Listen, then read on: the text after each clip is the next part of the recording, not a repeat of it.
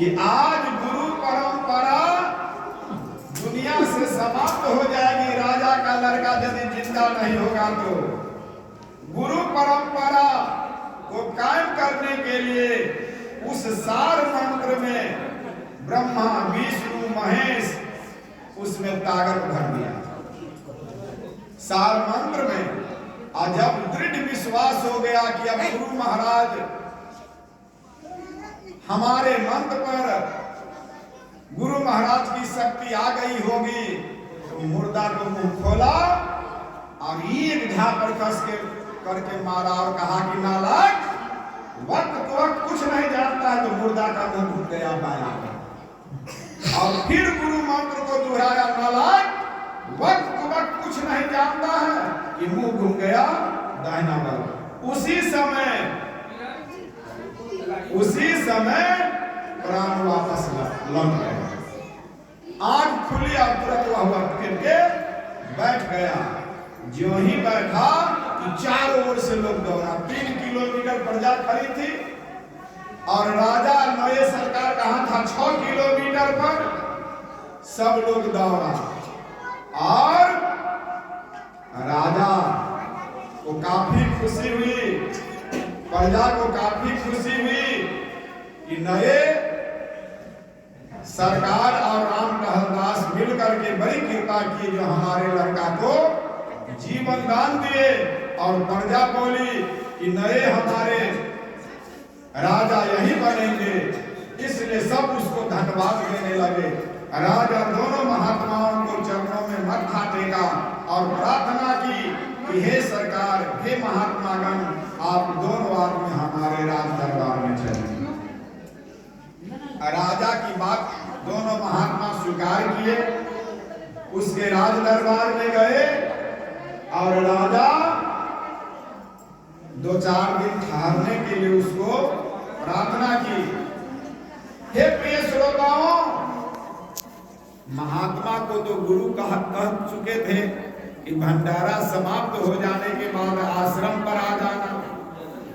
कहा कि राजा, गुरुदेव कहे थे कि भंडारा समाप्त होने के बाद तुम आश्रम पर आ जाना, इसलिए आपकी प्रार्थना हमने स्वीकार की।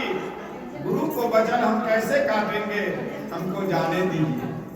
राजा सोचा, जीवन दान मिला है तो इसको इतना धन दू कि जिंदगी में ये महात्मा कितना भी खर्च करेंगे, कितना भी दान पुण्य करेंगे, कितना भी भंडारा करेंगे, कितना भी बिल्डिंग बनावे, आश्रम बनवावे, इसलिए इतना दान दे दूं कि कहीं किसी के आगे मांगना ना पड़े। उस समय कटही गाड़ियां थी, बैलगाड़ियां। कटही गाड़ियां आप लोग जानते होंगे। कटही गाड़ियां थी। राजा के राज्य में जितनी कटही गाड़ियां थी, प्रजा को आदेश दिया, तुरंत कटही गाड़ी को लाइन लगा दी। और राजा को जो जो इच्छा हुई, सोना चांदी रुपया पैसा चावल दाल, जितनी भी गृहस्थी चलाने के लिए होता है, इतना कटही गाड़ियां पर सामान सब लाद दिया। और दोनों महात्मा को विदाई दिया और कहा कि हे महाराज, आपको हमने जो विलंब किया जाने के लिए, इसके लिए मैं क्षमा प्रार्थी हूं। आप कुशल पूर्वक यहाँ से जाइए और फिर कभी लौटिएगा, फिर दर्शन दीजिएगा। वह कटही गाड़ियां जब विदाई लेकर के पहुंचे गुरु महाराज के नजदीक, तो गुरु महाराज देखे, बाप रे बाप, आज तक तो इतना दान कहीं नहीं मिला था। नए सरकार अपने कमरे में चले गए। वो गुरु महाराज को भेंट करने के लिए नहीं गए। और ये राम कहलदास जो मंद बुद्धि का था, जिसको गुरु महाराज के वचन पर दृढ़ विश्वास था, वह तुरंत गुरु महाराज के नजदीक गया और साष्टांग प्रणाम किया। गुरु महाराज आशीर्वाद देते हुए कहा कि ये सब क्या है। कहा, गुरु महाराज, ये आप ही के मंत्र का चमत्कार है। कहा कि हमारा मंत्र का चमत्कार कहाँ? कहा कि नए सरकार कहाँ है? कहा कि नए सरकार अभी कमरे में गए हैं विश्राम करने के लिए। कहा कि नए सरकार को बुलाओ। जाकर के नए सरकार को प्रणाम किया राम कहलदास जी। कहा कि आपको गुरुदेव बुला रहे हैं, चलिए। कहा कि जाओ कह देना, हम बाद में मिल लेंगे, अभी आराम करना है।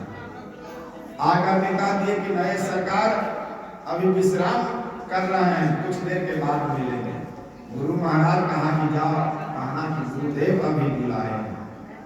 फिर जाकर के राम टहलदास नए सरकार के चरणों में माथा टेका, कहा कि आपको गुरुदेव अभी बुलाए हैं। कहा कि हमने कहा था ना कि हम मिल लेंगे सामने उनसे।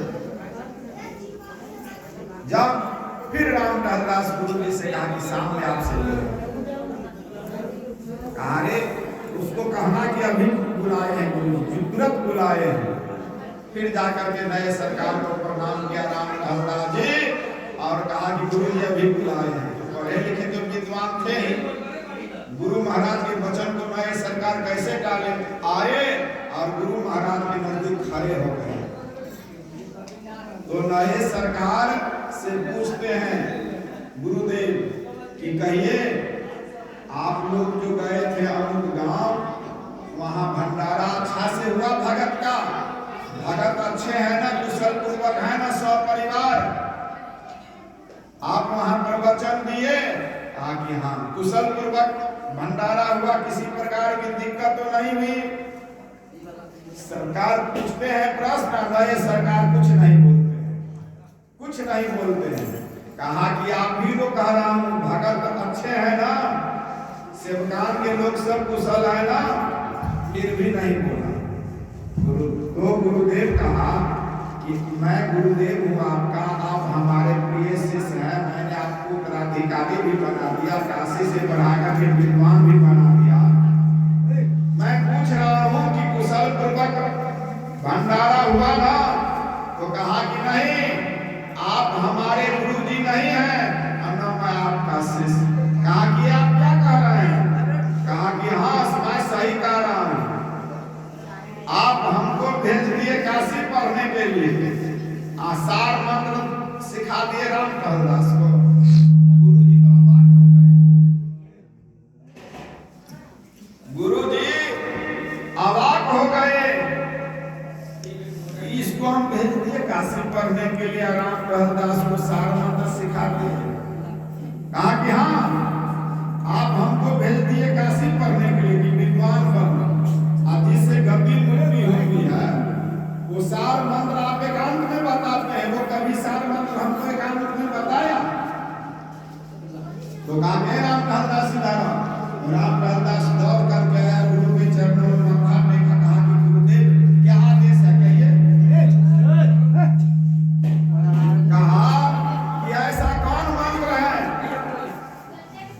कौन मंत्र है और किस कारण इतना विदाई मिला है? कहा कि सार मंत्र आप जो राम टहलदास को सिखाए, वही ना राजा लड़का को जीवित कर दिया श्मशान में, तो राजा खुश होकर के इतना दान दिया।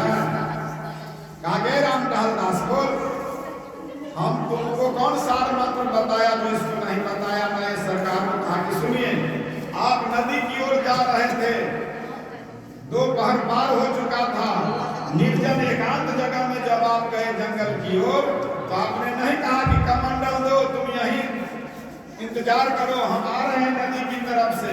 तो हमने कहा कि नहीं, कमंडल नहीं देंगे, आप बहुत दिन से कहते हैं सिखा देंगे, सिखा देंगे। आज जब तक कमंडल नहीं देंगे, सार मंत्र नहीं बता देंगे, तब तक हम सार मंत्र आपको कमंडल नहीं, कमंडल पहले नहीं दे सकते हैं, पहले सार मंत्र सिखाइए।